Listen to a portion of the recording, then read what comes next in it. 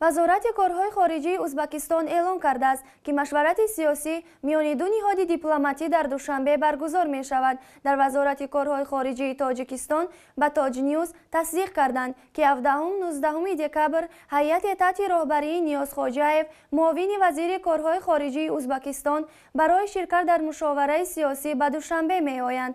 تاجیکستان را در این مشاوره پرویز دولتزاده معاون وزیر کارهای خارجی نمایندگی می کند. نخستین بار است که پس از چندین سال مناسبت سردی تاشکند و دوشنبه میان وزارت‌های کارهای خارجی مشورت سیاسی برگزار می شود. در نظر است که در آن بیشتر مسائل همکاری‌های دوجانبه و منطقوی را بررسی کنند. تابستان سال روان بعد 6 سال در تاشکند جلسه کمیسیون بین حکومتی در سطح معاونان اولی سروزیران دو کشور برگزار شد. گرچه میان دو کشور سند به امضا نرسید، اما برگزاری این نشست قدمی مثبت بهاگذاری شد. میان تاجیکستان و ازبکستان از 22 اکتبر سال 1992 روابط دیپلماتی برا مانده شده است. میان دو کشور سازشنامه درباره دوستی ابدی به امضا رسیده است که تنظیم کننده اصلی مناسبت به حساب می رود، اما در عمل این سندها طی چند سال است که روی کاغذ مانده بودند.